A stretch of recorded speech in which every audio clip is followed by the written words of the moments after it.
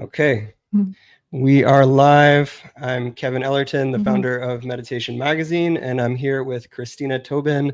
She is the founder of Free and Equal, which is a nonprofit that runs these debates for third-party candidates like Jill Stein and others from the Libertarian Party, Constitution Party, and others. And these debates that you've hosted, I've seen them, they're so much better, in my opinion, than the normal two-party Democrats and Republicans who tend to be generally fighting with each other about details of things, where the debates that you host are actually deep discussions with each person presenting a different viewpoint and being respectful toward one another, which is so beautiful. And that is exactly why I wanted to talk to you, because I think you're doing exactly what needs to be done for this country. And I want to have a conversation about what's going on in this world right now, what's going on in this country specifically, and how we can see through the propaganda that we see on both sides of the political divides, and how we can respond appropriately once we are able to see what is actually going on. So you're ready for that kind of conversation? I'm very ready. Okay, great. It's been a long time coming. Nice. Yeah, and I mentioned before we started, I think disagreement about things is a good thing. Having conversations where we can see each other's perspectives and try to understand something that we might not agree with, I think that's a wonderful thing, and that's what will heal this country in the end. It's that type of dialogue and understanding. So I'm excited for it. That's what our debates are about. You can have ideas from the left, right, to center. We also invite Democrats and Republicans, where more voices, more choices is our slogan, and we're here to break beyond the two-party paradigm. And so we recognize that we agree on more things than not, definitely. But man, at our debates, we had some different viewpoints from Constitution Party, Randall Terry, and Jill Stein on Israel and Gaza. And my role as a moderator is to say, hey, you can disagree in these ideas and you can attack the ideas, you can go after the ideas, but not each other's characters. And that's what our debates bring to the people. We bring about conversations which let the best ideas win, and that brings about the solutions. Yeah, absolutely. And so I'm excited to get into this conversation, but I do want to also do a little bit of meditation with you, because I know you have a background in spiritual practices. You had mentioned to me that you have spent a lot of time in Bali, which is pretty cool. Since 2005. Since 2005. That's a long time ago. Yes. What is that, 20 years? Right out of college. Bought a one-way ticket there, and I stayed and lived there for 4 years. 4 years, yeah. And there weren't that many Americans in Bali at that time. I only knew of one other American living on the island at that time, and so I got to experience the culture, and I go there pretty regularly every year or two, and I speak Bahasa Indonesia pretty well, the Indonesian language. Yeah, that's awesome. Yeah, a lot of Australians there, though, right? Still, there was a lot of Australians. Certain parts, Sakuta and all, they gravitate, but mostly Hindu. The Balinese people is different from the rest of Indonesia. They're Hindu, while the rest of Indonesia is Muslim. Yeah, for the most part. Giovanna, my wife, and I, we had spent some time in Bali, and one of my favorite parts of staying there was Nyepi. I don't know if you experienced a Nyepi. It's the silent day. Yeah, silent day. Several times. Yeah, it was very meditative. Yes. I have. That's everything goes quiet. I mean, even the animals. There's a silence. Nobody's driving that day, and yes, I've definitely been able to dive into the Nyepi day several times in Bali. It's one of my favorite days as well. Yeah, and then when they march those like the big paper mache demons around, and they burn them at the end of the night. It's like, encountering your inner demons and then burning them and moving into a silent space of reflection. It's just a wonderful tradition. And it's interesting how they kind of lock everything down there for Nyepi, and the police are out on the street. They don't let you do anything. No. Yeah, and maybe that will sort of come back in our conversation about like how the government locks things down, and whether that's can be good at times or not good at times. Like in Nyepi, it can be a good thing.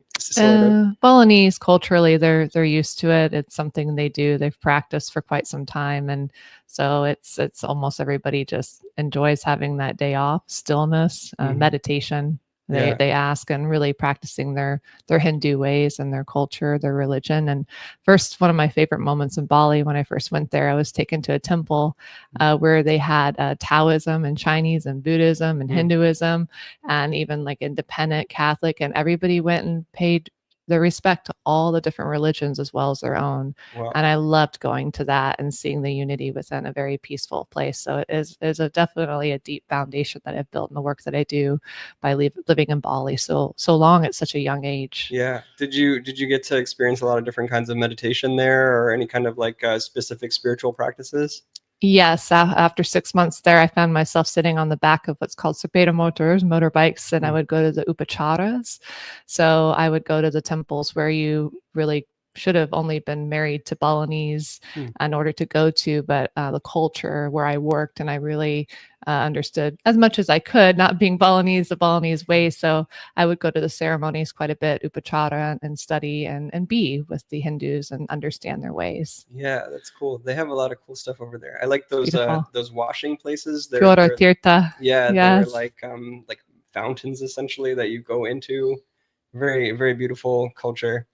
Very. So I want to practice a little maybe deep breathing before we start.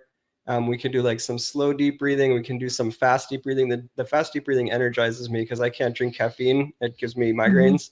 But the fast deep breathing is called coffee breath in the yogic Hindu traditions, where it's getting so much oxygen in and out of your body, kind of makes you tingle, and your whole head gets sort of lightheaded, but it fills your body with energy. And would you want to practice this with me for a moment? I would love to. Okay, I'm going to turn a little bit this way so that we're not like breathing too hard on each other. And then you can face this way. Okay. And then basically the instruction is, first, if you have a heart condition, it's not a good thing to practice. Do you have a heart condition? No. Okay, that's good.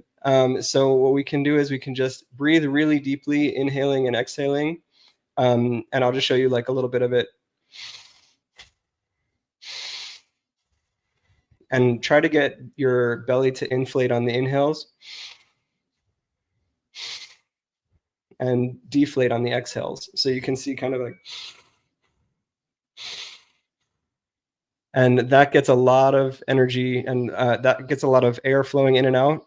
And that causes a lot of oxygen to be taken into your body, and a lot of carbon dioxide to be expelled from your body.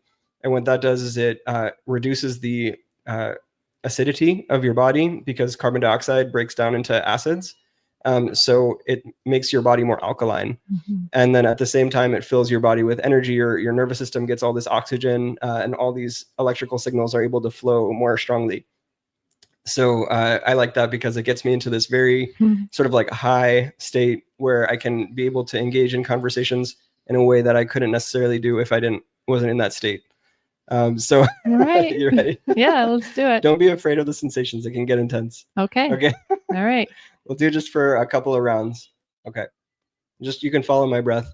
In, out, in, out, in, out, in, out, in, out, in, out, in, out, in, out, in, out, fully in, fully out, fully in, fully out, fully in, fully out.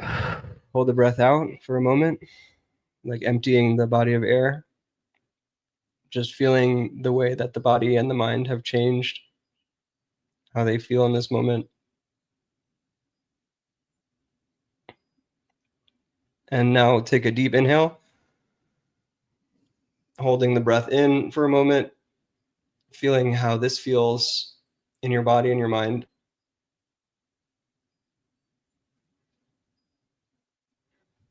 And we're going to do one more round of the rapid breath. Okay, exhaling and deep rapid breathing.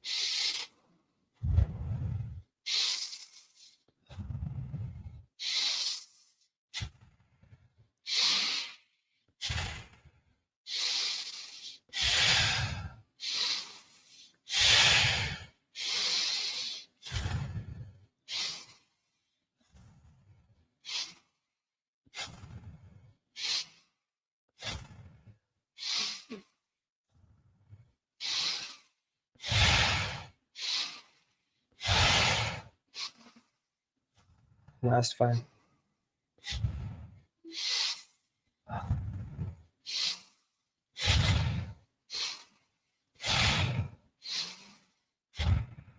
Hold your breath out. Feeling any dizziness or tingling or lightheadedness? Feeling the energy moving through your body?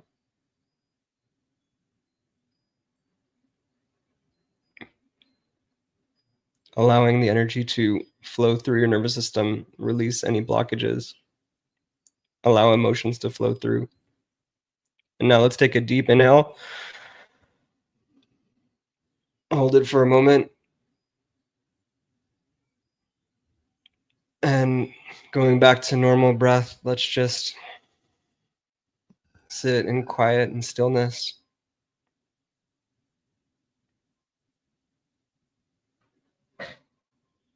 Just being here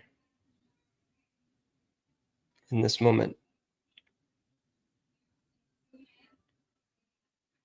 In this body, in this universe.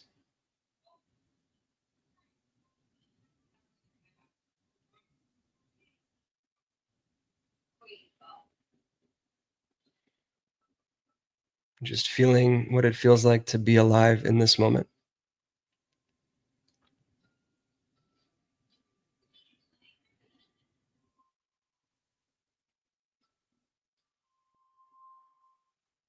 And when you're ready, you can open your eyes gently, remaining grounded in the body, aware of the breath.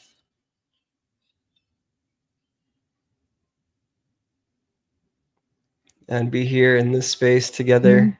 Hey. Hello. Isn't that nice? Yes. I love that way. It's nice being here and meeting you and being around your space and this beautiful what you've created for our world. Thank you. Thank you so much. Oh, I have a few magazines for you. I'll give them to you before you leave.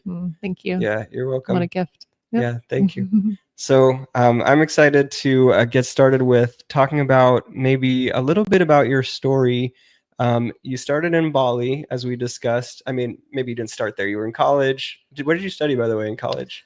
Graphic design and business marketing and the arts. So perfect for a moderator of political debates. It makes art, politics, spirituality coming together. Yeah. I mean, that's where I start from is the This arts. is why you make the best debates. That's why.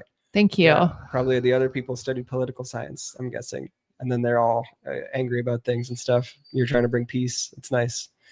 So you went to school for graphic design and arts, and then you went to Bali and lived there for a few years and practiced with the Hindus and experienced all kinds of cool spirituality. And then you went into politics. Is that what happened, or what was the journey like? Yeah, definitely. I grew up around an Italian family, and they raised me. So I wasn't around politics at all until I was about 11 or 12.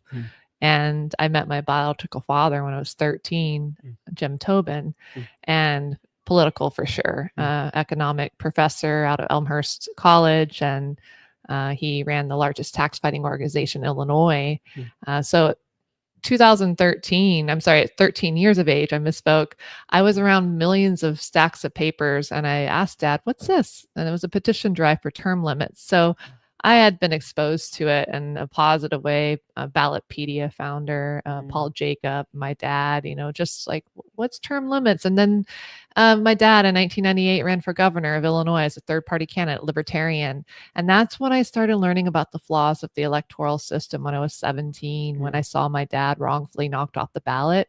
He had gathered over 60,000 signatures. The requirement was 25,000 for third-party candidates, independents, while only 5,000 for D's and R's. And because he was at the peak of his career and a threat to the system, the hearing officer recommended to be placed on the ballot, but he was knocked off the ballot. So my dad sued the Illinois state court, went Supreme Court. He lost, but I was called by electoral reform expert Richard Winger, which I've now become an electoral reform expert as well, the silver lining of 98. And so 4 years later, I coordinated my dad's ballot drive, got him on the ballot. And then after college, right when I graduated, took a semester off to get dad on the ballot for lieutenant governor in Illinois successfully. And then right when I finished college, I was about to go to Bali, and Ralph Nader gave me a call and said, "I'd like to hire you for my statewide drive." Went to Bali 4 years after doing that drive, came back in 2008. And then I worked as the National Ballot Access Coordinator for Ralph Nader. Somehow in between that time, also, I helped get probably dozens, 20, 30, 50 candidates on the ballot. Democrats, Republicans. I would do a Democratic and Republican ballot drive for governor simultaneously and wouldn't choose one over the other, as well as third-party independent candidates. So I'm truly an independent person, always have been, that supports more voices and more choices. And so that's how it began in 2008 after getting Ralph on the ballot in 45 states plus DC. It takes 938,000 signatures for an independent to get on the ballot for president. That's what it was for RFK Jr. this last cycle. Only 25 to 50,000 for D's and R's. So after I successfully did that drive, we didn't have money for all 50. So we went for 45 in DC and achieved that, which was astronomical, miracle in itself. I was able to offset the DNC challenges in 2004. They succeeded, knocked Nader off the ballot in 32 states. But in any case, that sparked the creation of the work that I do today. On top of ballot access still is the Free and Equal Elections Foundation, a nonprofit in 2008. Ralph, after he got on the ballot, hosted and put on this Open the Debates rally. And that's when I learned that the Commission on Presidential Debates controlled the debates, creating this illusion that there's only two parties. And so Free and Equal hosted the first nationally televised debate in 2008 outside of the CPD, Commission on Presidential Debates.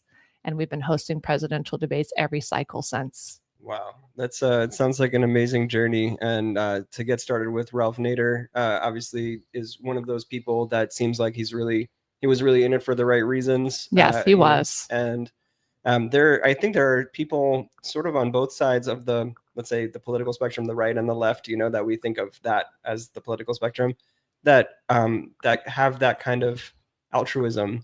And I'm glad that you're able to find some of those people and bring them together and do these debates that you're doing right now. And I want to ask you, how do you feel your meditation or spiritual perspective that you gained maybe partly in Bali, how do you feel that has affected your perspective on politics and politicians and, what's right and what's wrong to do in this country? It's had a profound impact on my life.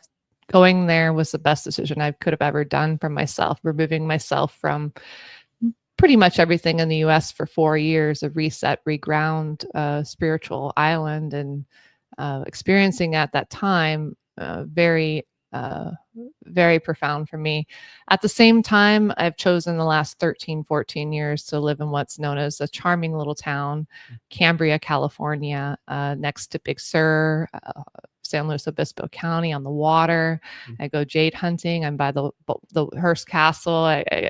Big Sur hunting and not hunting, hiking, I meant to say, and just being the vortex there. The magic of Lemuria is so deep. I actually own a jewelry shop too called Bali Gems. I opened 5 years ago.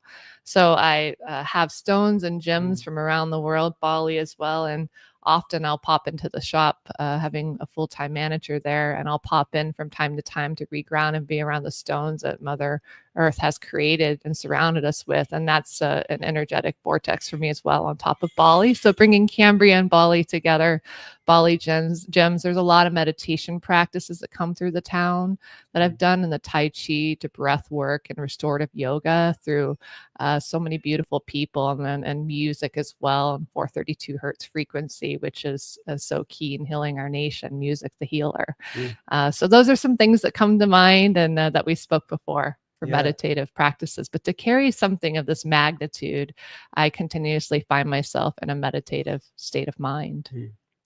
Around the clock. Yeah, you have to kind of, otherwise it can be very overwhelming. There's even just with Meditation Magazine and the businesses that I run, it can get very overwhelming when you're doing something on some at scale, and you have so many people that are relying on you, all the subscribers and all the people that work on things. And I know you're in a similar position with the organizations that you run and the debates that you manage, and it can be very overwhelming to do that if you're just in that sort of stress mode all the time. So to be able to take a step back into a meditative state of mind can really help, especially if we live in it for most or all of the time. It can be really helpful to be able to encapsulate the life, and instead of feeling like you're spinning as a sort of a part of the whirlwind, you can kind of be the calm at the center of the storm. It's true. I go back to Bali every year or two. I'll be going to Colombia in a couple months to meet the Kogis, the mamos, the grandmothers are calling me in to be there. So I'm going to Nepal in the future with the Rinpoche family, to the monastery, to visit the children, orphans that have been taken in. So these are the moments that so many throughout the world and nation, in my own little town and throughout the world. But I'm able to, what I've learned and advice I would love to pass on to those who are younger, I wish I had known, is that I always had a real tight timeline, my 20s. So I got to get this done, this timeline. And now at 43 years of age, I am at a point where I don't have a timeline. I am in it for the journey, not a race. And so I have somewhat of a timeline, but I do what I can, at the same time being present, taking time away, whether it's regrounding wherever you need to go. And then when you come back, you find that energy comes your way, the calling, the people, the support when you're in that state of mind. So if I can pass on any advice, it's to release that timeline a little and be focused on the bigger picture. Yeah. Thank you. I think that's so important, to be able to focus on the journey rather than the outcome. Yes. And I was speaking to Marianne Williamson a few weeks ago. She, maybe you share some views with her and some that you don't. But when I was interviewing her, she was talking about how she felt like the democracy in this country is falling apart and things like that. And I was trying to kind of push back on some of the things that I felt were alarmist or sensationalist. But, she even compared this time period to the 1940s in Germany. And I think, there maybe are some parallels and some that are not so parallel.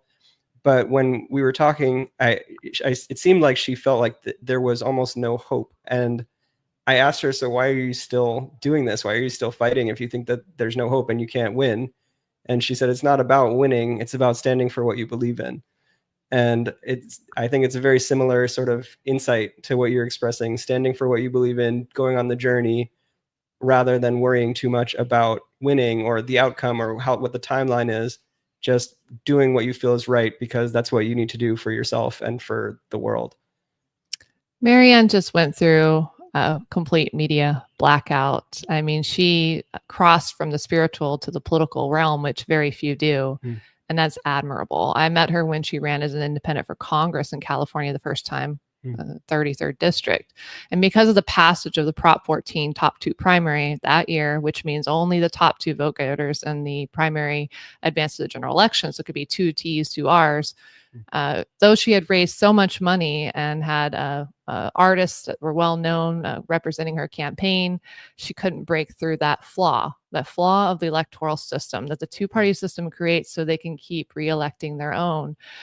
Wow, she decides to run for president. I mean, can we all agree that from her first run to the second, the amount of knowledge and what she had gained from the first to second is just astronomical? She's going to go through a moment of feeling a little less hope, but she's going to come out of that even stronger. And I sit here with so much hope and change. It's no coincidence that the Obama administration used words as hope and change. It's part of the psychological indoctrination, because following the money of his campaign, as well as previous left, right, Clinton, Bush, to me, there's not really a difference. I follow the money, and we are going to elect people and leaders into office, leaders that are already leading in their community, that aren't yearning to run, looking to run for office, but are going to be asked by their community, like Representative Thomas Massey, to run. So when Marianne sees that independent movement rise, she actually invited me to dinner this past Christmas. So it was great to really connect with her on a friendship, heart-to-heart level, politics mostly aside, just hanging out.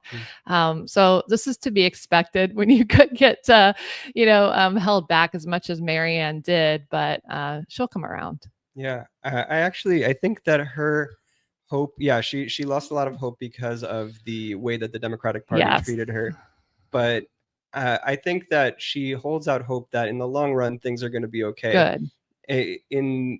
I think what she's looking at right now that is disturbing to her is the way that the current administration is dismantling some parts of the government. And some people in this country, and even in the spiritual community, I think, see this as a positive thing, dismantling corrupt institutions and reducing the spending that we're doing, reducing the national debt, while others see it as dismantling checks and balances of democracy, defying the judicial system, and consolidating power into the hands of very few people. And I don't know how you see it, and I'd love to get into that in a few minutes. Mm-hmm.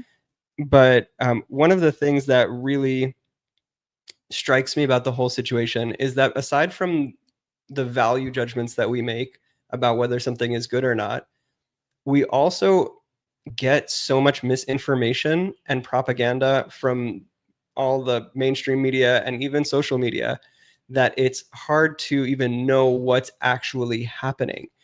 And if we don't even know what's actually happening in factual reality, it becomes even harder to engage and to try to make a difference. Maybe you have a good perspective or more clear perspective than I do into the workings of the political realm and what's going on right now. And I'd love to get into that in a minute. But I just wanted to say one of the reasons that I care so much about understanding what's going on and taking the right action is I grew up in a Jewish family. In the Jewish schools that I attended, we learned about what happened to our grandparents. My grandmother, her whole family was killed in the Holocaust, and she was one of the only survivors. And she went through the concentration camps and all of that. And I saw her whole life, the effects of that. And what we were taught in school was what's needed for evil to flourish is for good men to sit by and do nothing. Good men and women to sit by and do nothing. There's a quote about that. I don't remember the exact words. And I always took that to heart. And while I may not have kept the religion part, I did keep that value of standing up for what's right. But now when I watch, for example, CNN, and I see people grossly misquoting or misrepresenting things that, for example, Donald Trump said, it makes me lose trust that the media is giving me accurate information. When I look at both, what I consider both propaganda channels at CNN, Fox, and all their, similar channels, I just kind of treat it as propaganda. I'm like, okay, this is the propaganda they're giving us today. And then when I go on social media, I'm also aware that the bubbles, the algorithms are set to just show me what I like. So I try to actually look at stuff that I disagree with to try to get enough of a stream of things that are against my current views. And what ends up happening is I see these different bubbles in the social media where this bubble, everybody believes one thing. And in this other bubble, everybody believes a totally different thing about factual reality, not just about what should happen, but what actually is happening. So with all this propaganda, I guess my question to you is, do you have any kind of way of seeing through that? Do you see the propaganda that I'm talking about? Do you see the misinformation out there? And how do you see through it to actually see what's real? Well, regarding your grandmother, with technology in the blockchain decentralized world, I foresee that's a game changer where we don't need to continue to have the chaos that we're having in Israel right now and Gaza. And it does not matter what country you're from. We all choose love, really. We really do. And so we don't need to have this needless chaos anymore. And I think the blockchain world is going to bring about more transparency to keep that chaos from happening. And that's a big question. There were a lot of thoughts there. So bear with me. I need a notepad next to you. So no, don't even think of it as a question. Think of it as just like me kind of thinking through what I'm experiencing as part of this country, as a member of the United States, and also somebody who wants to make things better. And with media, they really meant it when they said the revolution will not be televised. And there's different meanings to the song, but I take it as I knew when 9/11 happened, whatever your take is on 9/11, the NDA and Patriot Act came about where people could suddenly detain you, meaning the government, without trial or jury, remove you from home. And that's when I knew, they're going to definitely censor us on social media.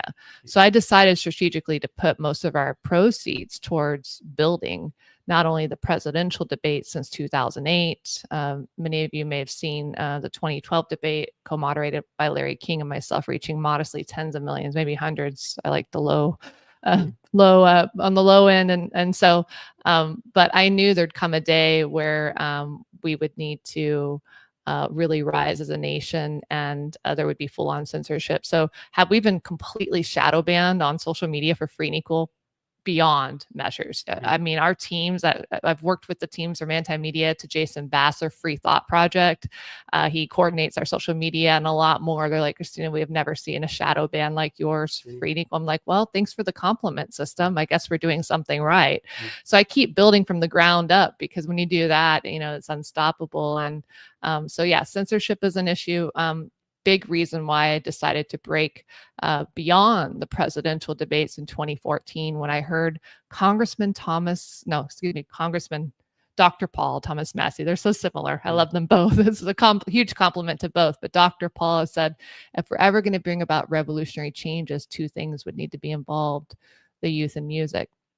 And that's when Free and Equal Elections began hosting the annual United We Stand Festival, uniting conscious artists and thought leaders, imagine organizations, a coalition building around it, conscious businesses, people running for office. There'll be congressional candidates primarily running as independents that will be invited to speak throughout the tour, and online debates, TikTok, town hall, so on, that will be building that from the ground up. The Free and Equal Network.tv will also come into play. And it's a very big vision. We've been hosting it Free and Equal for 10 years, and we're breaking out into a tour next summer, 8 stops across the country, and incorporating blockchain technology. I can dive a bit more deeper into that, but we'll have also panelists, independent media, that will be a part of that tour, that will be interviewed. And so when an idea comes, we all know historically, when that idea comes, when 3 to 4% of the population comes around it, there's nothing that's going to stop it. Yeah. Wow. Yeah, that's very powerful perspective. I would like to understand a little bit more about how blockchain is going to solve this.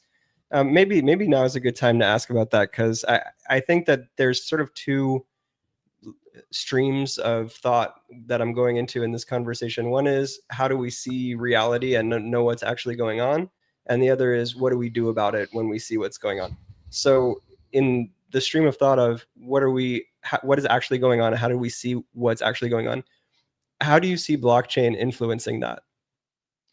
Well, the history of the Rockefellers, the Rothschilds, I always knew we'd come into a time of confusion, because that's also how they drag things out. I mean, we know historically they've pulled out of documents, and inserted false things to make it seem like everything is not true, confuse, and divide, and so on. And we're going a bit through a lot of that. When I'm learning, and I'm no expert, I have a team of experts building the blockchain app. I have an understanding that decentralized platform is the way to go. When we'll just kind of tap into the voting a little bit. The Trump administration, Elon, are looking into blockchain voting on a centralized ledger.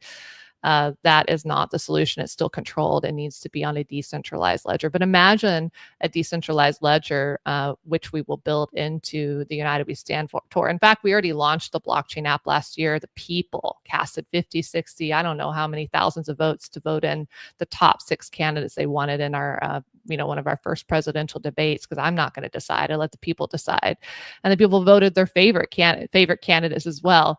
And so the coder and developer for our blockchain app, Colin Cantrell, his dad, Jim Cantrell, co-founded SpaceX with Elon Musk. We're going to be plugging in every single candidate running for office. These are third parties, independents, you get it. So we'll be able to see which candidates really represent us, which ones don't. Then it's going to break into media. Then it's going to break into, the health administration, into science, to technology, whatever it is. Because when we can see the good candidates serving, our people, we the people, when we can see good companies, I mean, technology is not going anywhere. AI is here to stay, just like arguably guns are here to stay. They're not going away. How can we make it the most peaceful? We put our money behind the ideas that we know have good intention. And that's the future. That's what I see. So we're going to be able to, we're not quite there yet, but I'm working with different platforms like Unpress and others a big event we're doing in the Hamptons as well from the sidelines this August, and recently at West Palm Beach, where I was a keynote speaker at Global Passion Projects. But entities like Unpress are going to be also portals plugged into the app and the movement that we want to build from the ground up, so we can see which independent journalists we can trust, which journalists we can trust, and which ones we cannot. So by bringing this in voting into a blockchain app, I can see how that could, make sure that it's one vote per person or something like that. But how is that able to show us who's lying and who's not? For example, when they're conflicting claims about something that a president did or a candidate did or didn't do, or something that they said or didn't say, it's very hard to even untangle what's true and untrue, because first of all, people are just constantly lying on these the channels on CNN and Fox and all those others.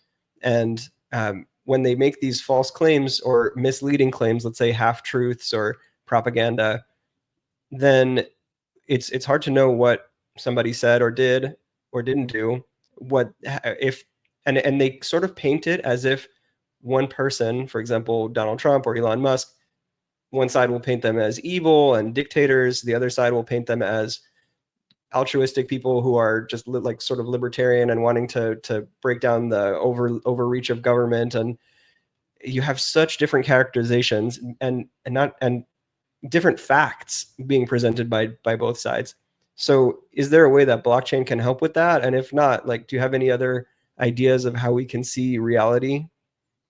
Yes. What I see with the current administration with Trump, Elon, Tulsi, Bobby, I focus on the good. I'm the hope and the change, and they are doing some great things. Some would say they're breaking away from the government too much. Some would say they're doing it so they can rebuild it back up structurally. That's the art of how Trump works and probably likely to do. However, there's still money in politics that are holding, and I know firsthand, candidates like RFK Jr. back. He can only do so much in his position. He's doing great things, but without the control of the money, as Thomas Massey came out last year vocally, every member of Congress has a babysitter called AIPAC, lobbyists. It doesn't matter to me. These are a few powerful people in a country that don't represent the beautiful Jewish community, and vice versa. And Hamas and the Palestine, Gaza is just a few people that don't have the best intention, greed, money. Most people are beautiful in all those parts of the world. So what we need is something that's truly independent beyond the two-party system to rise, a truly independent paradigm outside of the flawed two-party system. Do I think blockchain voting is going to be one of many components that will bring about integrity? That's my understanding from the coders and developers. There's going to be ways to plug in to know what's real, what isn't real. I'm not at the level yet to explain that in detail, but that's what I've been told by the coders and developers, which I'll have on the tour, so they can talk about how we can build this, how we can code this, how we can develop this. When it comes to voting, it's great that, Trump's like, we need a paper ballot, but why not also incorporate blockchain voting? When you cast a paper ballot, wouldn't you like to get a 10 or 15, 20 digit code where you can go on a blockchain ledger and see that your paper ballot was casted? I would. And so there's ways to secure this, and the current administration is doing the best they can, I would say, in some ways. And there's also the business side to Trump, and we know what we've got with him. But again, I'm grateful that there are some good things happening. But do we deserve even better? Yes, and we're going to have better in the future. Right. Yeah. I can see the blockchain voting will help a lot. And I agree with you 100% that that's the best way to go in terms of voting. I'm still a little lost in terms of seeing the reality of things. And I think that part of meditation and part of my practice of meditation and is questioning our own thoughts and beliefs, seeing that the thoughts that arise are just thoughts, that the beliefs that arise are just beliefs, and that they flow through and that they change over time and that they come and go, and that there are some that come in conflict with one another. And so I think that with that introspective perspective, it allows us to look beyond what one side or the other is trying to tell us, and So what I want to do is I want to go through some of the things that are happening right now with you, and we can see how our perspectives might align or differ, and we can kind of try to talk through how you see things and how I see things, and to understand, because I think a lot of people in this country are divided on this political spectrum of left and right, which I don't think is the only part of the political. There's also a, dictatorial versus sort of free, or, there's a lot of different spectra that you can look at. But in left and right, I think that in the spiritual community, there's a lot of people that are in the libertarian side, and then there's also a lot of people that are in the sort of Green Party side. And I think both of those are sort of at the free end of the political spectrum. You know what I mean? The freedom end, rather than the dictatorship end. And I think that we both value that. I think probably we both value freedom over dictatorship, but we may have some differences in our view of how much government do we need in order to solve certain problems. Is it good for the government to get involved in certain aspects of our lives, or others, or not to be involved in those aspects? And I think it will be really fascinating for me and you to talk about it, because we both have sort of a spiritual perspective, and we both have, I think, kindness toward the foundation of our value system: kindness, peace, love. And so I think our values are really pretty aligned, and I just want to know where we're seeing things differently, because to me that's fascinating. And most of the people that I've interviewed recently have been more like, Green Party oriented, or liberal minded, you could say. So I want to go through a few specific things. We can start with, let's say, the immigration policies of the current administration, the deportations that are happening. What are your thoughts on that? I mean, I am definitely becoming more of an expert in different topics. This one I am able to start to dive into, but my goodness, why do we make the law so difficult for immigrants? I mean, first and foremost, there are many that want to be law abiding citizens, and the laws are just too strict. So, I mean, they're alone. I mean, that's across the board something to fix. Tough one. I mean, it's I think that the previous administration used it to their benefit for votes.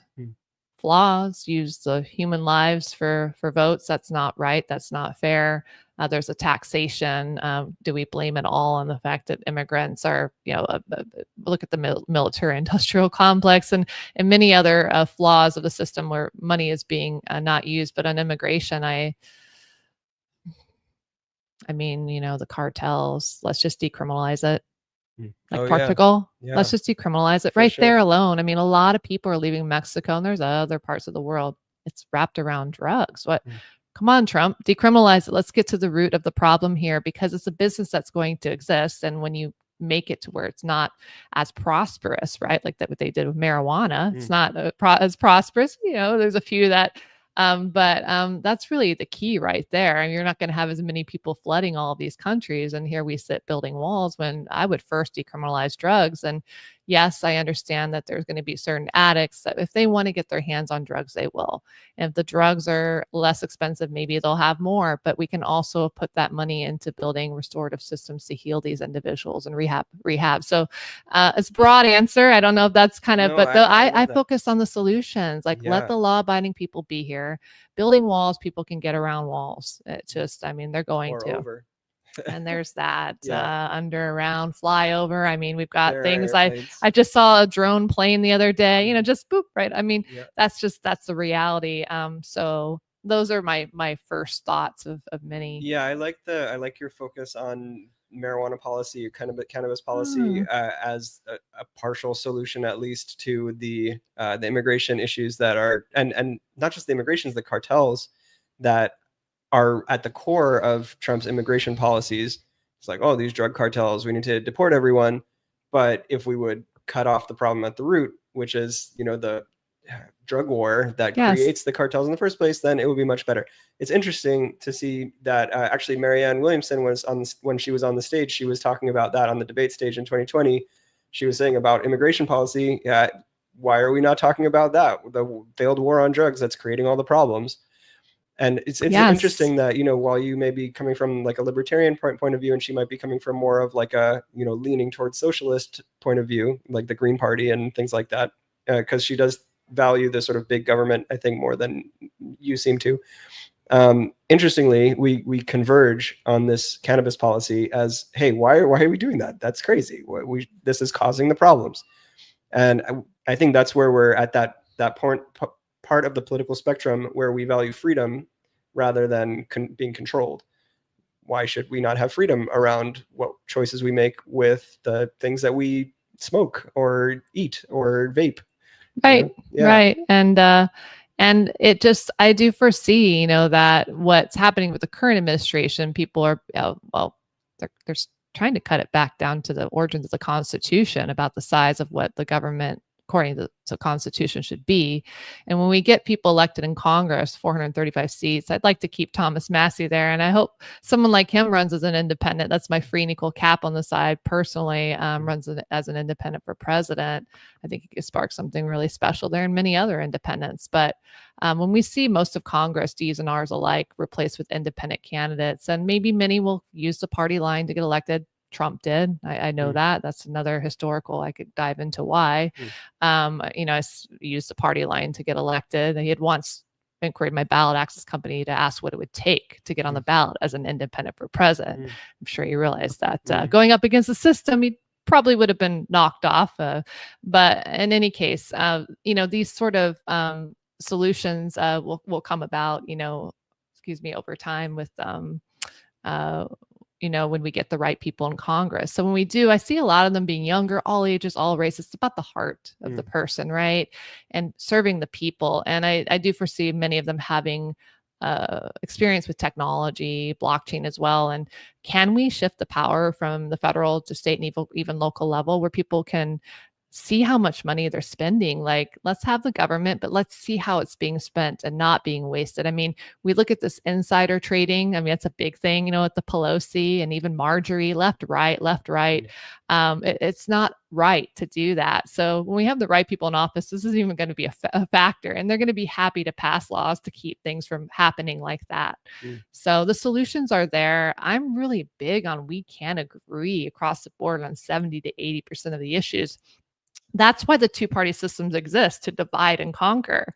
And that's why I don't believe in political parties. Even within the National Green and Libertarian Constitution parties in my 25, now 30 years, somehow 25, 26 years in the electoral arena, I have seen all of those parties become infiltrated as they become larger. National becomes disconnected from the state parties. The campaigns are running it on their own. I mean, the Libertarian Governor Gary Johnson and Jill Stein, they at times were really not friends with the national parties. They're their own entities. So it's so disconnected. And why not put all these candidates? We will. We're just going to put all these independent candidates and beyond on the ledger and let the people choose for which one's best for them. So a lot of these challenges you're bringing up, immigration, and we can go into climate control, we can go into abortion, we can go there's solutions for all of them when we get the right people in office, targeting Congress first, and then the rest will follow. When we rise here in the United States of America, the whole world is going to follow us, and it's going to take the arts and the music mentioned before, the 432 hertz frequency, music's the healer.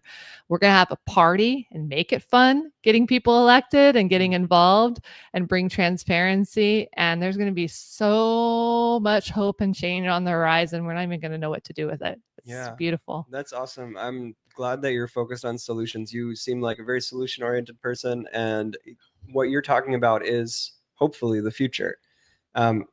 What I am concerned about at this point, first of all, that gives me a lot of hope. I just want to say, if you're successful in doing what you're doing, you have to be. The ladder's not an option. I'm a solutionist. I know. I see it. And if you're successful in doing what you're doing, it will revolutionize the government here in the United States. Yes, and it will. And it will solve a lot of the problems. And I think, sort of that direct democracy, the voting through, I guess it's not exactly direct democracy, but at least getting closer to it by voting through blockchain. Maybe there can be referenda on issues that people can vote on specific issues. That would be interesting on national issues on blockchain. And even better things are going to come in the future beyond blockchain. Like I feel it. I see it. I hear it.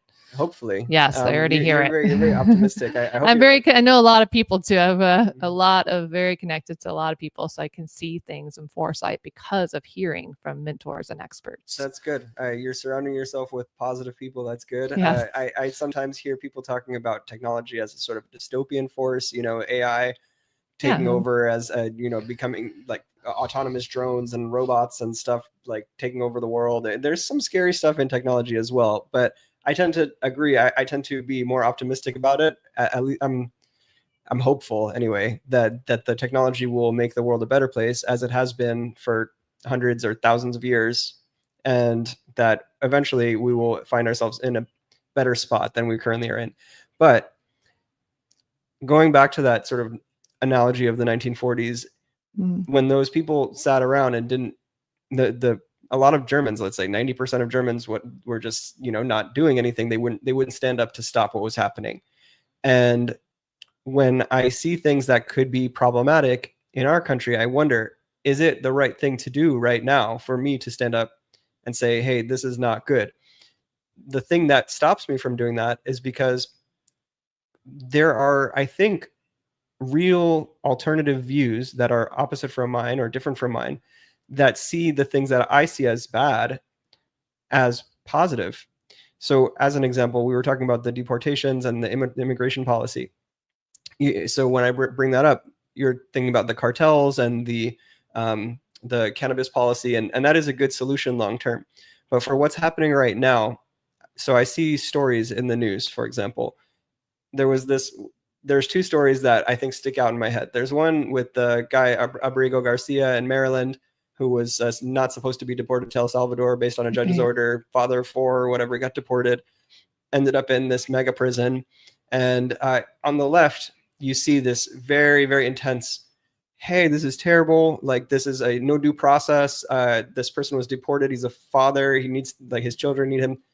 And then on the other side of the spectrum, when I go onto X, on x.com, on the app that used to be called Twitter. That one. Yeah.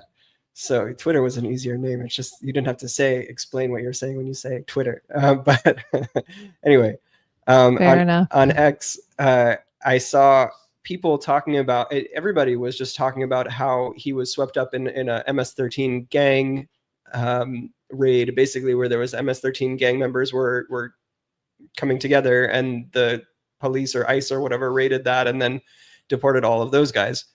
Whereas in all of the articles, in all of the mainstream media sources that I was seeing, were essentially making it sound like he was just an innocent guy at home. And it's really hard to tell what's real. So if we can figure out what's real, it helps us to be able to say, okay, I should stand up against this. This guy was deported without due process. It's wrong. And then you see other people, like this South Florida woman who went to an immigration facility with her 1-year-old baby, and was essentially torn away from her crying baby and sent to Cuba. Saw that. Yeah, very sad. That made me very upset and angry. But if I'm seeing only certain parts of the information, I don't know the whole story. And do you think that you have a way of seeing the whole story? And what are your thoughts on like right now, the deportations that are happening? Do you think that should be happening? Do you think it shouldn't be happening? Do you think it should be done in a different way? We will be able to see it. We're not there yet. We will. And I agree with you. There's this art of confusion implemented by the system, and it's not okay. And I don't like it. And there's people's lives that are at stake. And whenever you're doing something, especially deporting lives and human beings, there's going to be error. And what I don't like is that the current administration isn't owning that error. Deport 100 people. Whoops, we need to return these 2 and make that happen. That's how you do it under a pure administration. You don't stand there and say, everything's right the way it is. You go in there and fix the errors. And so but on the benefit of the doubt, can they see the errors? I don't know. I would hope so. So this is a problem we have to work through, and I think I foresee technology will be able to get us there. And back to independent movement. I mean, we have media we cannot trust across the spectrum. I'm really not into politics, but I am doing this because it's a duty to the people and our nation.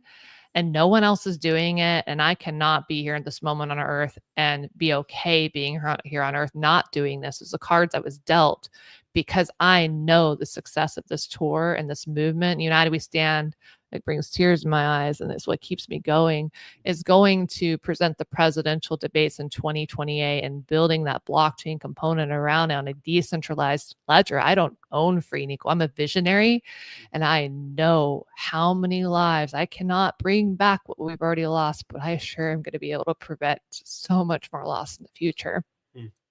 And so it just saddens me that we cannot see the families that have not been justly treated, and all the more reason why I will continue to push forward with the work that I do to help heal our nation from within and inevitably our world. Wow. Yeah. Thank you. Thank you for getting deep in your response here. Mm-hmm. I see your passion for making this country better through fixing the two-party system, or getting rid of the two-party system and implementing something better.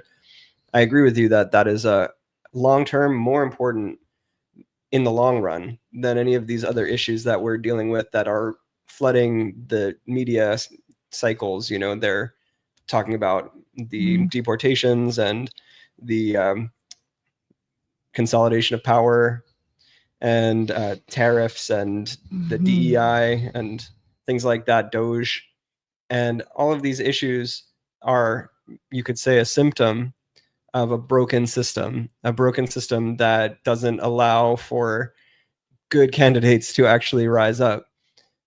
But at the same time, I'm still very curious, if it's okay. I'd love to ask you about some other issues, because Please. the seeing you're one of the first people that I'm talking to that I think has somewhat of a different vantage point or perspective on some of these issues than what I'm used to getting from the people that I've interviewed over the past couple of weeks.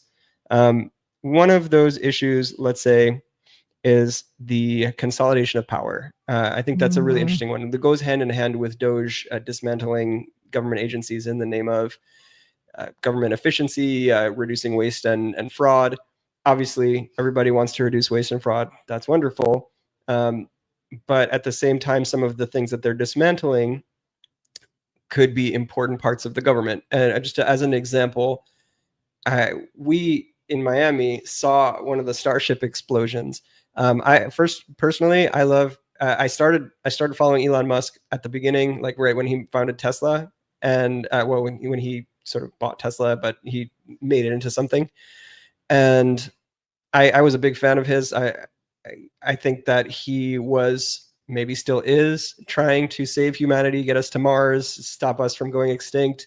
He seemed and sort of still seems like an altruistic dude.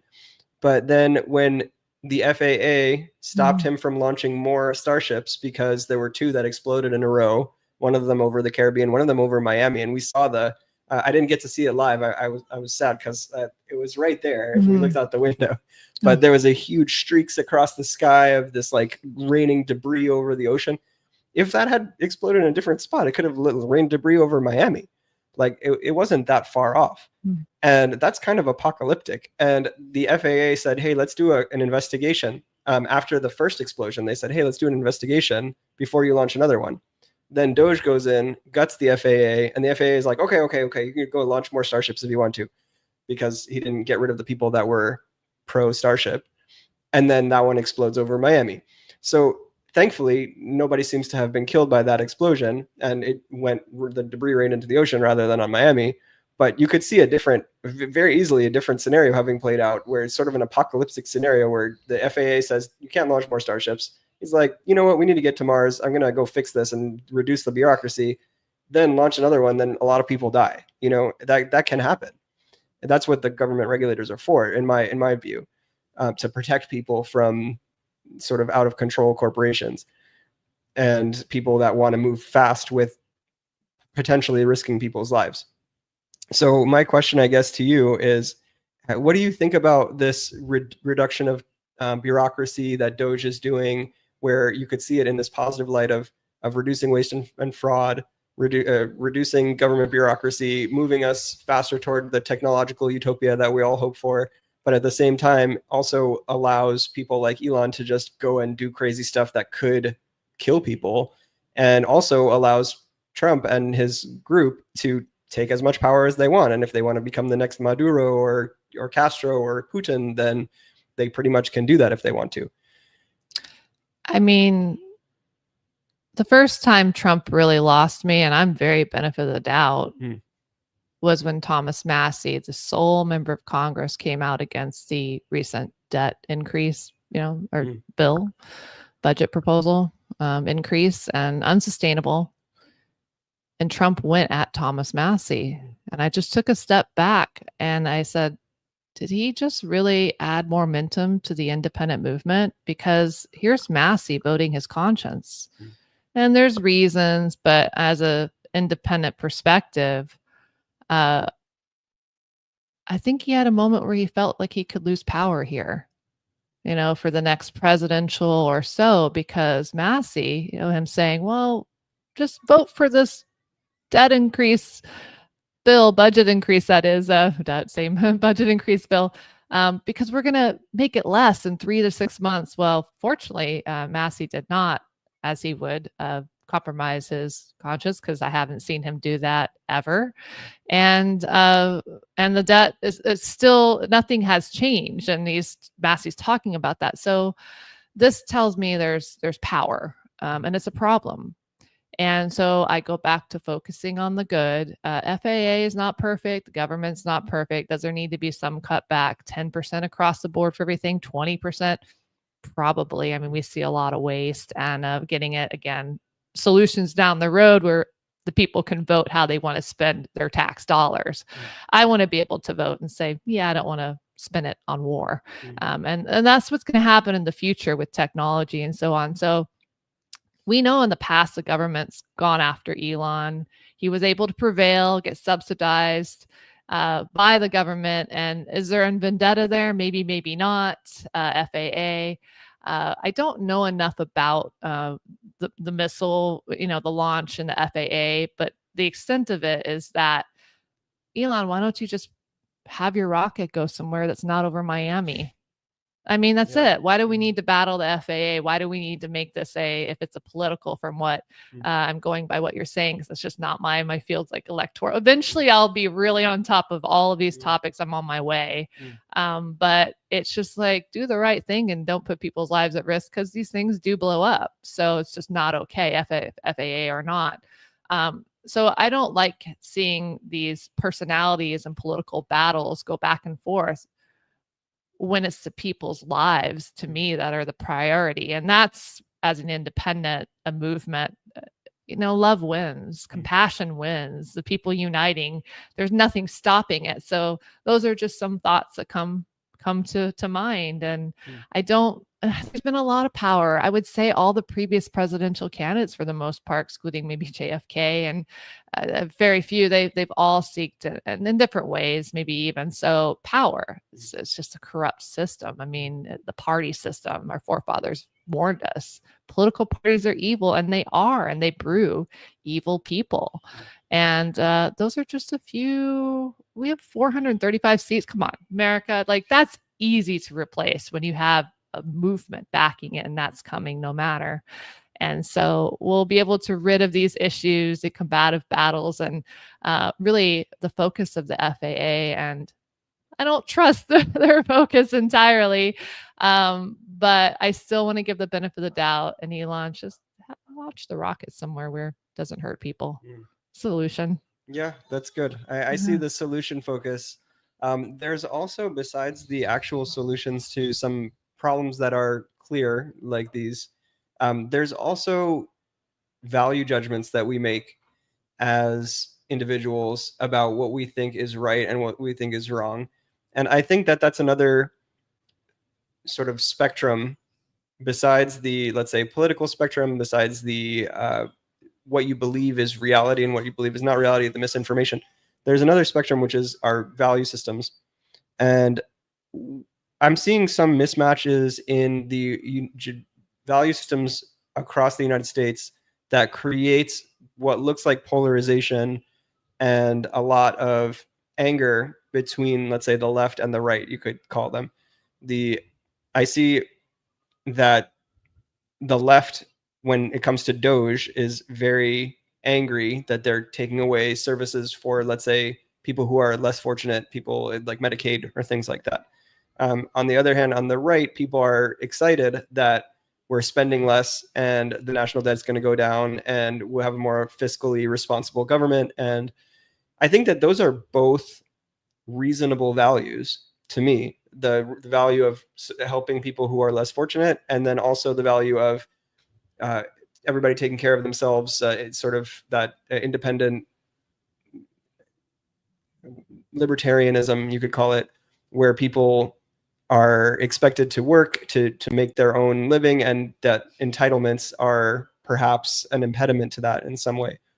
So I wanted to just get your perspective on this, because I think that you have maybe a little bit of a different perspective than me, and I want to be able to not only understand you, but also to model to people how people can have a conversation about these things without anger and without yelling at each other, but kind of seeing different sides of the same story.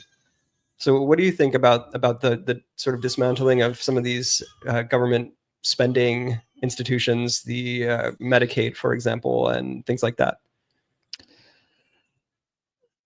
I mean, any person in office that takes money from a pharmaceutical industry, they don't care about the well-being of people. And I don't feel that the best of intentions are built around the current Medicaid system, Medicare. Like there's so much room for improvement. So I've got to give some leniency there of, okay, I wish that in taking away funding simultaneously, administration could offer the solution that's going to be incorporated. Okay, if you're going to cut back X amount, Medicaid, what are we going to do to help our people? And I think that's where they're falling short. If you're going to pull it out that quick, have something to replace it with. There is a lot of beautiful things that RFK Jr. is doing. I know he wants to do a lot more, and he's going to be unable to do that, but I'm grateful for the good that he's doing. Our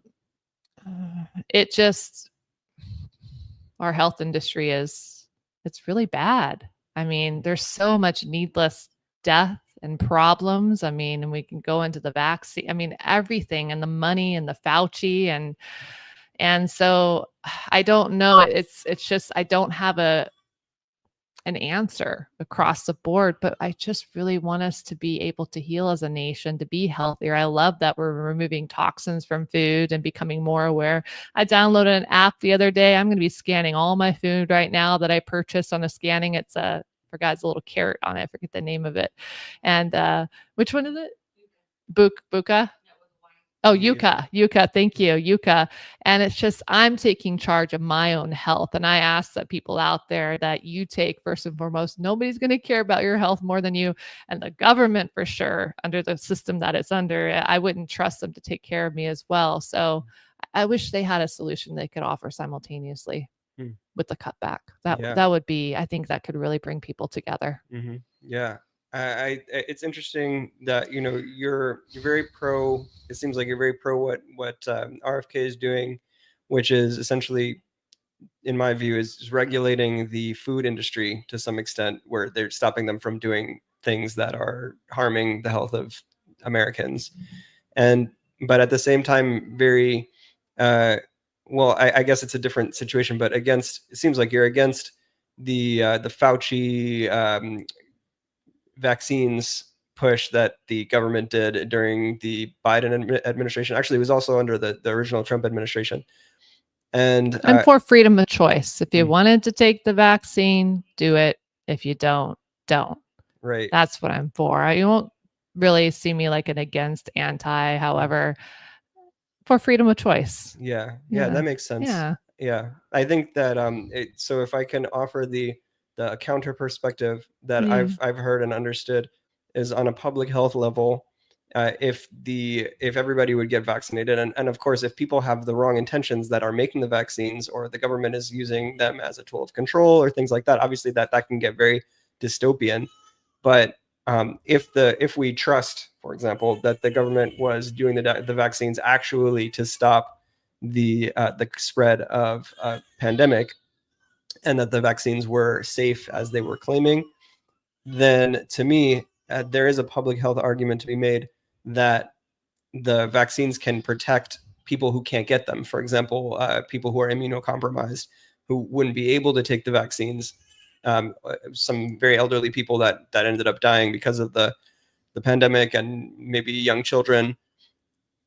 I could see that as an argument for why they would roll it out on such an intense and sort of authoritarian way. But on the other hand, the freedom of choice for whoever wants to take it is also a value that I hold dear, is being able to make your own choices with your own body. So do you see that as like a valid sort of argument between two sides of a value system, or do you think that it's more of like the government was just trying to control us and something like that? I think the beginning of vaccines, there was more of a purity to them. I don't want to take away what great it has done to save lives. Over time, people control. They see it as prosperous, money. I followed the money on the recent vaccine. It's not for me. If somebody else thinks it's for them, great. The reality is we live in a world where not everyone is going to take it. So it's not even realistic. It's like saying, let's just have no more guns in this world and live in peace.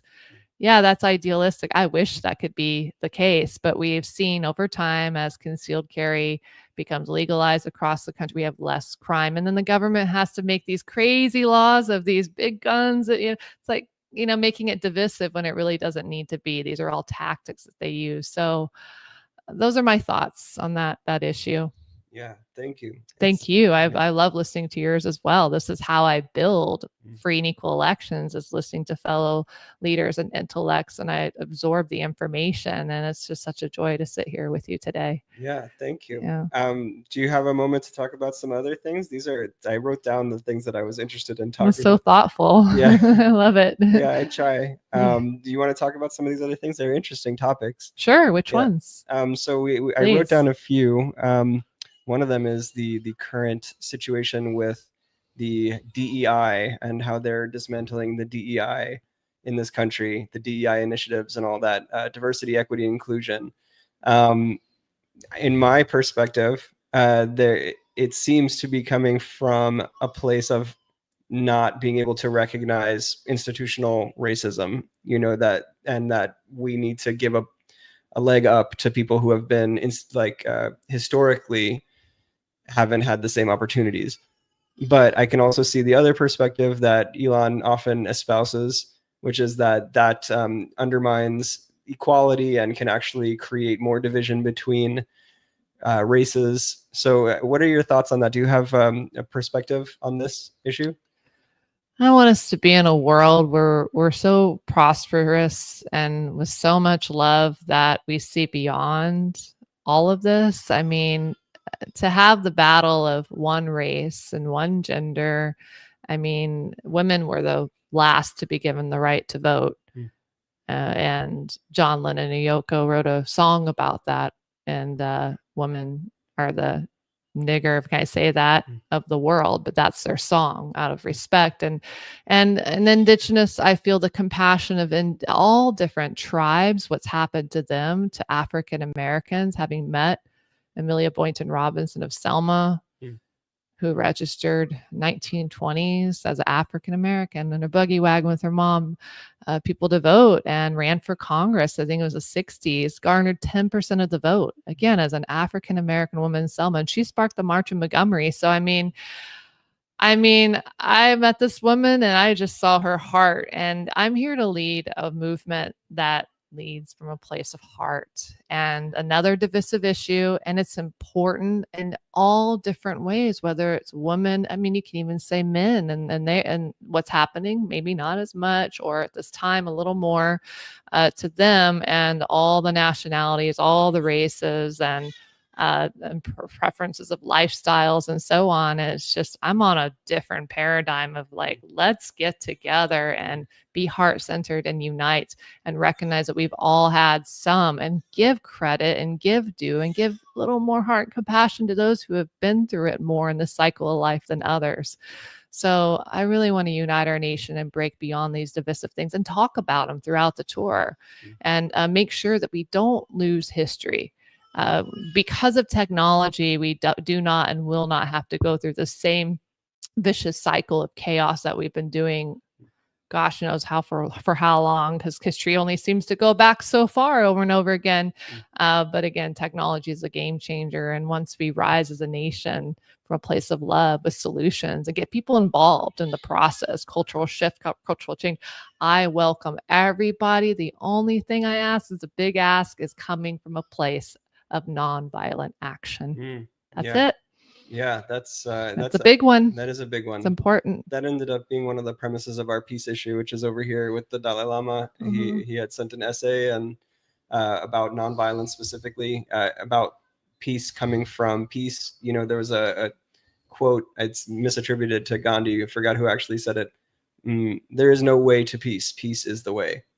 And you know, violence cannot create nonviolence. Violence creates more violence. So that was a big foundation for the peace issue, and I totally agree. And I also see the systemic violence when we look at let's say using military for deportations as an example, against people that haven't had due process or been, you know, had a day in court, to people that maybe were innocent that were deported. I see that as a form of violence too. So that's why when I see these types of things, I wonder if I need to stand up and stop things from devolving more.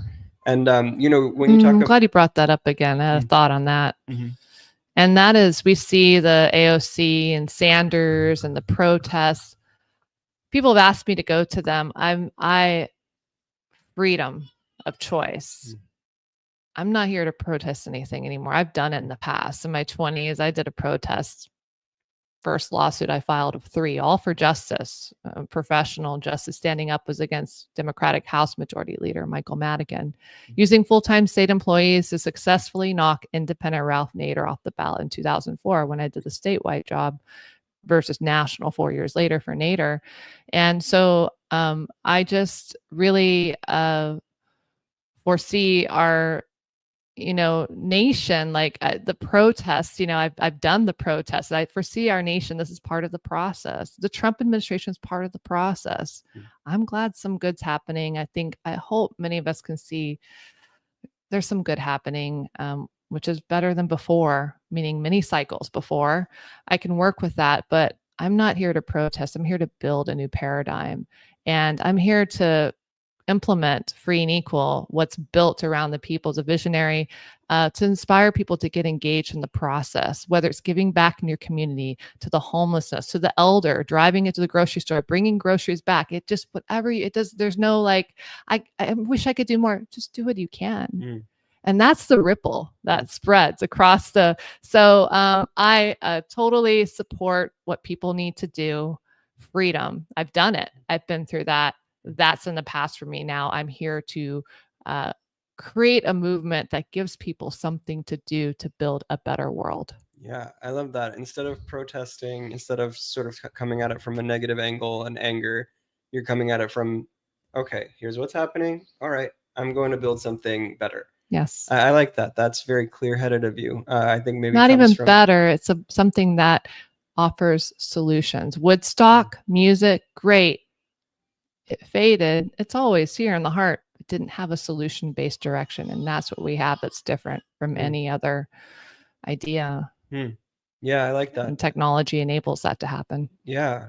So I see that as very clear-headed of you. Maybe it comes from the meditation or the spiritual practice that you have from Bali, where you're able to see above the chaos and say, okay, chaos is happening. Let's make a system that's going to work better and be less chaotic and be more heart-centered and compassionate. I think that's wonderful. That's also being around people like yourself. I surround myself with like-minded individuals. This is a very unique, having interviewed thousands of times and national media and all, this is finally, thank you, bringing politics and spirituality and art, because that's the fundamental, that's the basis of where I come from. The second lawsuit I filed when going up, basically I sold my jewelry company, and that's a whole nother thing you can find on Wikipedia, but I got $250,000 the settlement. I used most of that to build free and equal elections. So this is built from the arts, Wow. design, and taking a challenging situation and shifting it into a positive one. So that's what I do. And we all go through things in life. We're all dealt different cards. There's no way to compare one or another. It's how you choose the cards that are dealt, and learning from them. I feel deep in my heart that we can really rise above a lot of the needless chaos and distractions and challenges of life.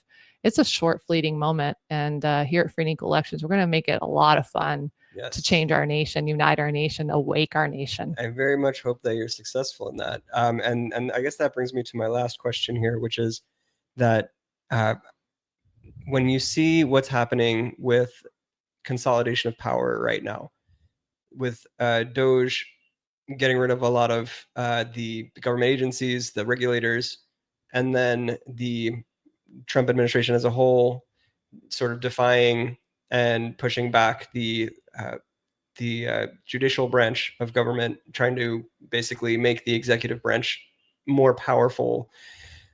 Does that give you any worry that the work that you're doing for election reform may run up against a wall where there aren't elections anymore, or at least not real ones, like what you see in Putin's Russia or Castro's Cuba or Maduro's Venezuela?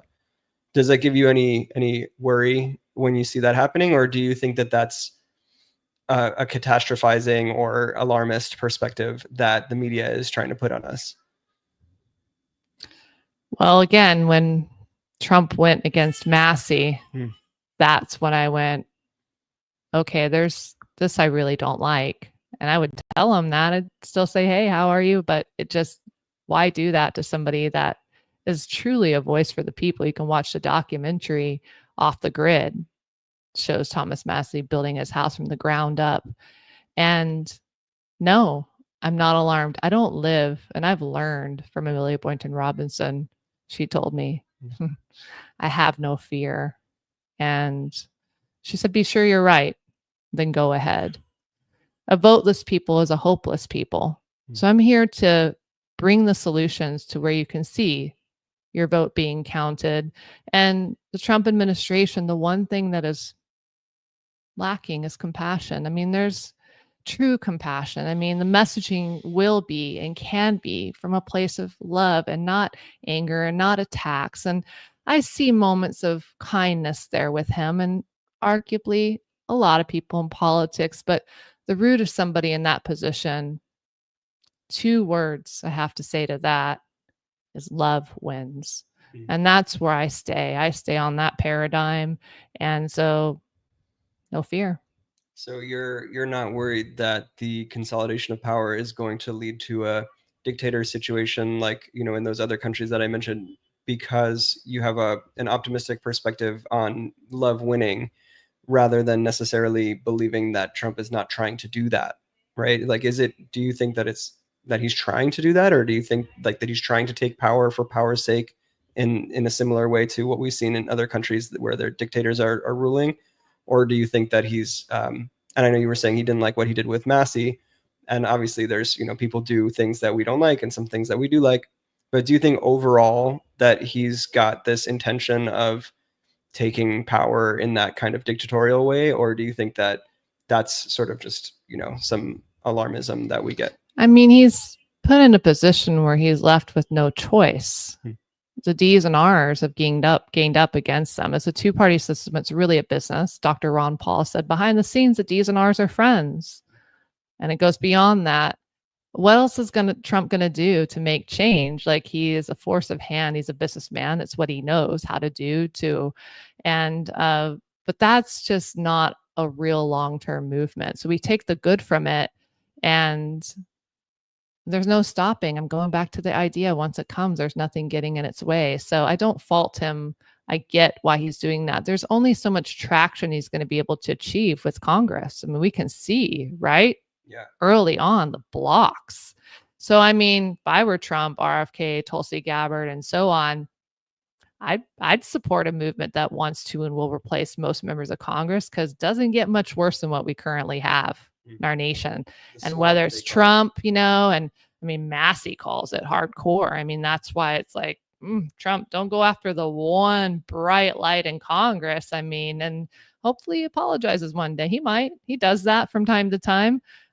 Massey is fine either way, but it's just the right thing to do. And that dives into the compassion and the love. And that's what I want to pull out of everyone, whatever role they're in. So yeah, that's the vision. Well, I hope you're right that we're not in this crumbling democracy time. One thing that's interesting is you were mentioning that he has to take the power because of the sort of morass of the quagmire. It's what he knows. Right. It's what he knows. And at the same time, it's like trying to get through this system that you can't get anything done. And as I think that partly why people support strongmen in general and people taking power like that in other countries where there are currently dictators ruling is because those countries got to a point where everything was so hard to do anything and hard to get anything good done that they just supported somebody who was just like, I'm going to get it done. And that's what I worry, is that it's sort of a natural evolution from sort of like you have a democratic government and then things get built up. Elon Musk talks about this all the time. Too many regulators get built up. He talks about it as too many referees on the field. So if you're trying to play soccer and you're on a field and there's referees on every inch of the field, and you can't kick the ball without hitting a referee. And that actually, I saw this interview yesterday with him where he was saying that you have to get rid of some of those referees because obviously otherwise you can't do anything. And what I worry about is that getting rid of so many referees, potentially some of the ones that are checking the power of the government, is just sort of an evolutionary cycle that happens where these referees build up on the field. Then somebody's like, I'm just going to get rid of most of them. And then they end up in a position where they actually have so much power that they can rig the next election. They can just continue to stay in power, as you see with like Maduro in Venezuela, where there was an election, he essentially lost, it seems like, and then he just stayed in power anyway. And the people that won basically had to flee. That's just what I worry about personally. And I'm just maybe expressing my perspective. It's a worry. I don't think I know that for a fact that that's what's happening.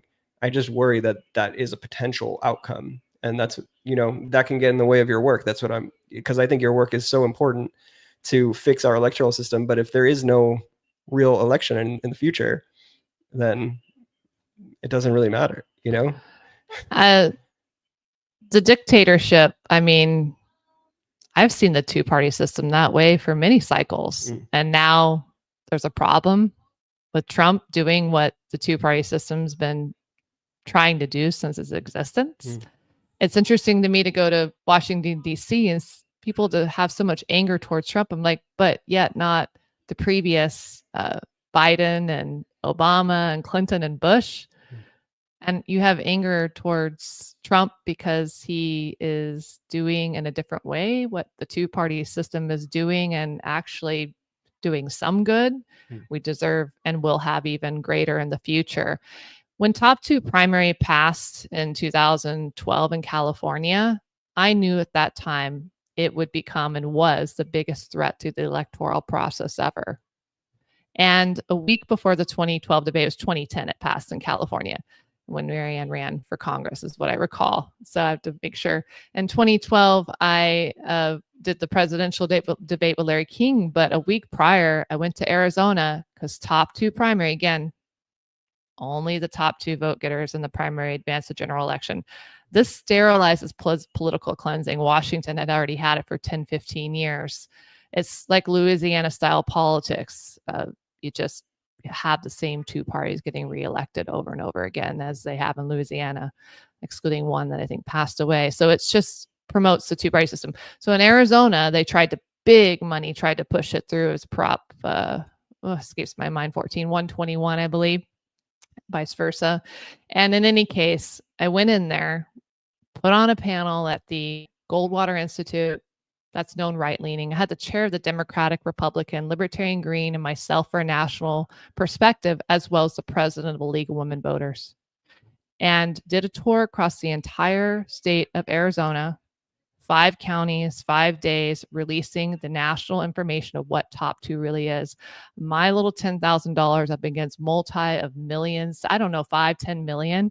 And the chair of the president of the League of Women Voters said, this is the reason Top 2 did not pass in California. Had it passed in Arizona, I meant to say, had it passed, it was already planned to go across the nation. I knew at that time, had that passed, it would be very challenging to go up against, and we were able to squash it. So that's what I do. I don't live in a world of fear. I build something so big, so fast. The truth always prevails in the end, and heart and compassion and love. So while I hear you, it does not even concern me one bit, but I'm aware of it. Okay. Yeah. Thank you. Thank you for doing what you're doing. Thank you for doing what you're doing. Thank you for being here with me today to talk about some of these issues and the bigger picture of hopefully making our system of elections and presidential government power, fixing that. I really appreciate your efforts and your perspective and your solution orientation, because I think that's really what we need. And I sincerely hope that you are successful. I sincerely hope that. I appreciate that. I wanted to elaborate on last year. Free and Equal hosted 4 presidential debates. I was also hired to get RFK Jr. on the ballot, Super PAC American Values. And I didn't get the job of the campaign, and it's all meant to be, because I put on 4 presidential debates, Free and Equal, and one of them co-moderated Representative Thomas Massey. The last one with Dave Walker, co-founder of No Labels, also former U.S. Comptroller Dave Walker. And so the support around this is so diverse in building free and equal elections. At the last debate, we had artists come in and perform a branding United We Stand to kick off the tour. Our executive producer produced Clinton's inauguration, to Trump's Apprentice, to for Adele, Rihanna, Lady Gaga, you name it, and Taylor Swift. He's producing the tour for us next year, 8 stops across the country. Kevin Sanford with Ryan Polito. We're looking to bring the Roots in. If they hear this, it's coming your way soon. And so to really play the music, we're looking at Santa Barbara Bowl and maybe at Red Rocks Amphitheater, Madison Square in New York. You're going Miami. We're talking Nashville, Texas, and so on. So this is going to be built from the ground up, bringing in national artists as well as local artists, local community leaders, and those panels and discussions, and members running for Congress. So it's a huge vision. And I've been down in Florida and just flew in from New York to DC to Florida last couple of days, building this from the ground up. So it's happening. And freeandequal.org. You can go to freeandequal.org. To sign up for more information and see the vision, the United We Stand tour. Yeah, thank you so much. Thank you. Yeah, I'm here to support as much as I can. Thank you so much for your time, and thank you to your listeners for being here. Thank you, everybody, for watching. And the excerpts from this conversation will be in the upcoming issue of Meditation Magazine. Okay. End stream. There we go.